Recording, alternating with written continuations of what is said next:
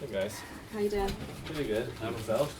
Yeah, good, thanks. You guys watched the film yet? Yeah. Oh, You've turned down quite a few big Hollywood blockbuster movies. So I was wondering how comes you've turned those down, and then what made you choose Kung Fu Jungle? Jennifer from East London Radio, by the way. Sorry, I forgot. I don't know. I think that we all have choices, right? So even though we try, as an actor, we try to take the advantage of every opportunities, but sometimes you just got to make choices that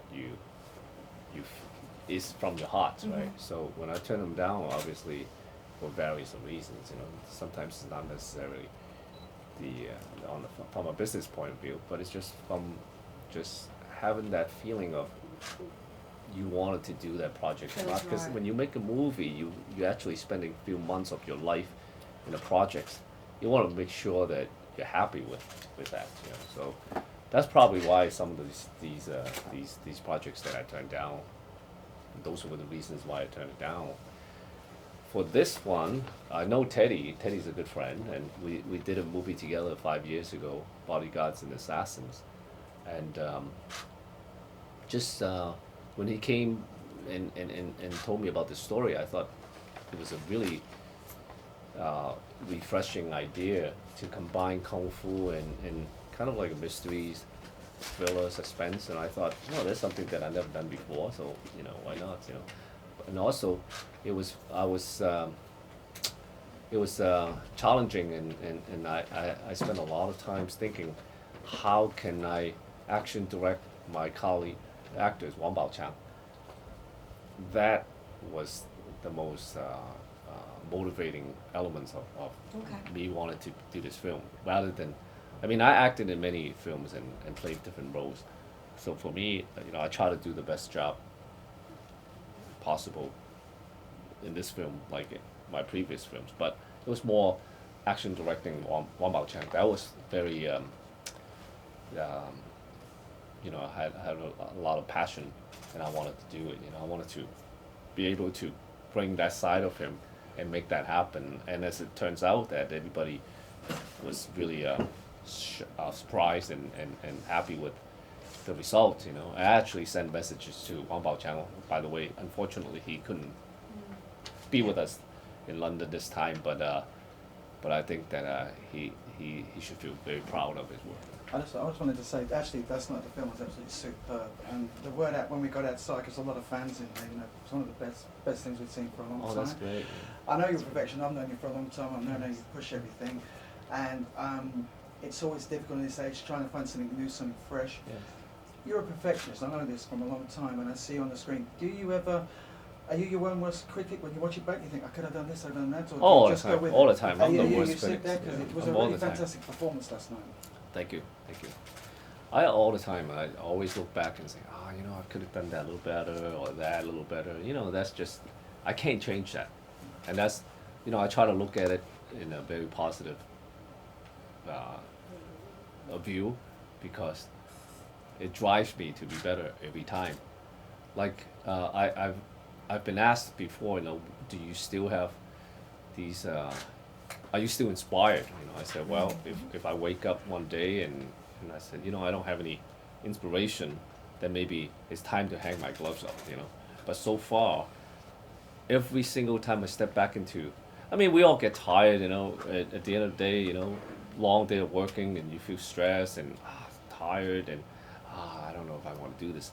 But it's funny, every time I have a long day and the next morning I get up, it's a very refreshing day for me, to get back onto the set and be inspired again and repeat the same thing over again. And I try to look at it as, again, as a very positive energy that I still unfortunately have, and hopefully continue to have this energy for a few more years until wait a minute, I can't do this anymore. I don't have any passion anymore.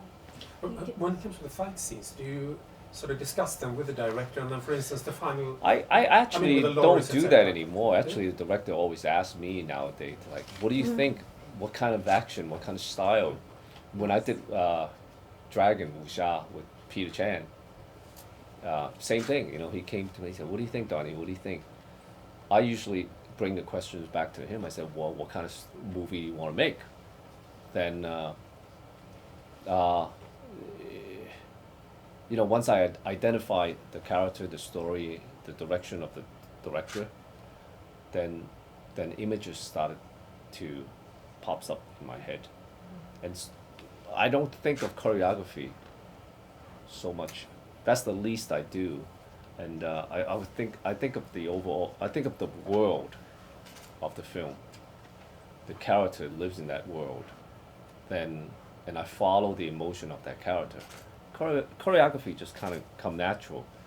I would put myself in not only in that world, but also if I'm acting in that character, or if I'm not acting in that character, I would put myself in that character to try to understand that particular moment of that character's emotion. What would he do if he be confronted in certain circumstances,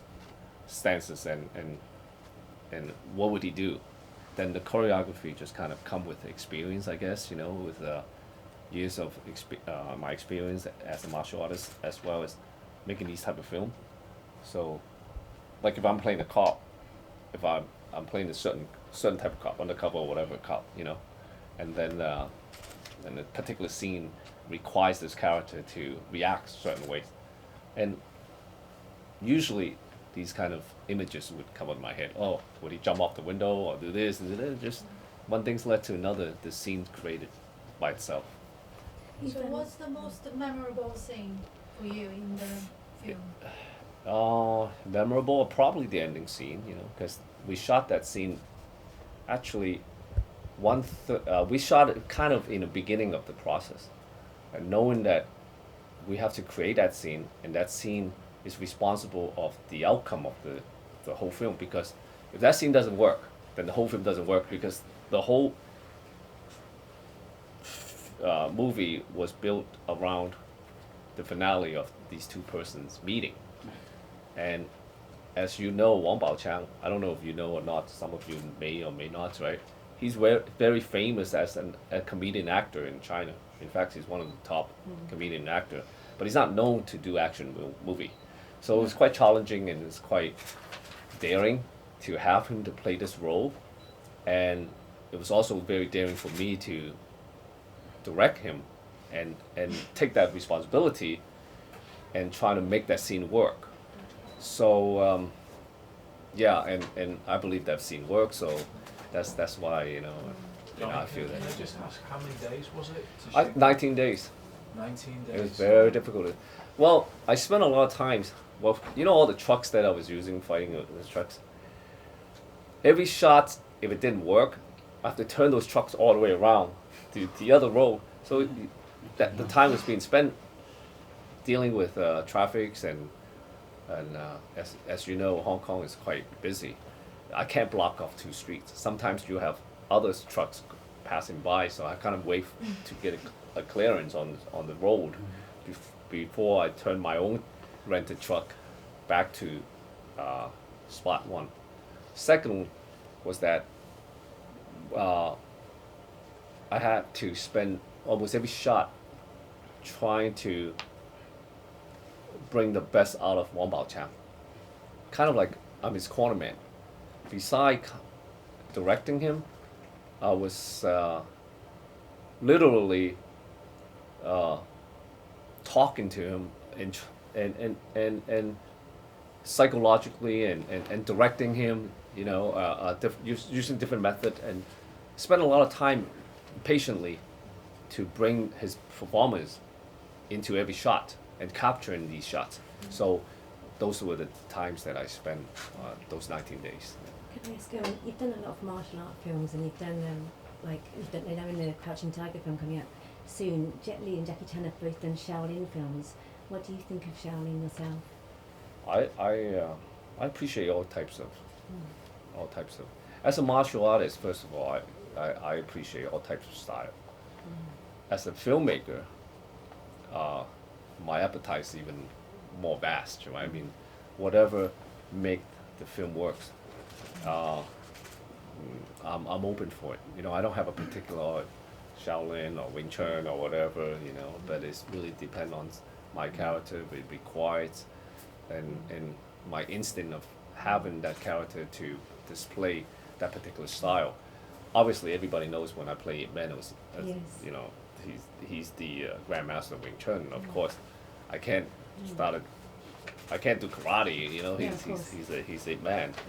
But in other areas, other film like this one, is I usually have an instinct like, oh, you know, maybe I put a little bit of this style for this character.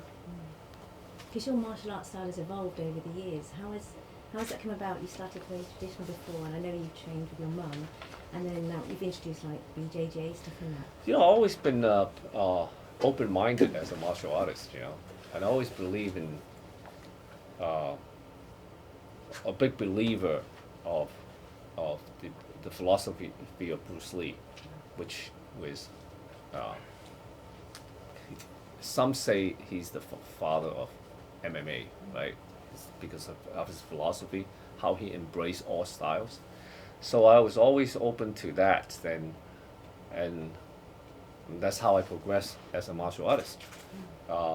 If something new come up and I try to understand it and hopefully I can do a little bit when I have time, you know, to like you were saying about the MMA stuff. You know, I found out about the MMA 10 years ago when I did SPL.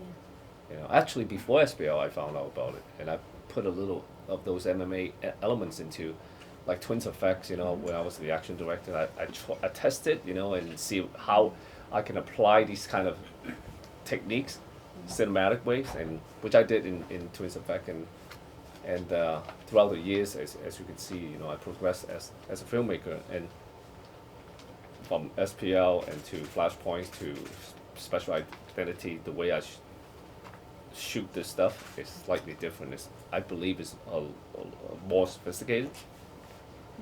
Well, I think when we make films, you know, ultimately, of course, you want to entertain, but as well as you wanted to, even if you without realizing, you are influencing, and the audience, a fan. That's why throughout the past 6-7 years, I find that it's very important for us filmmakers to have the responsibility to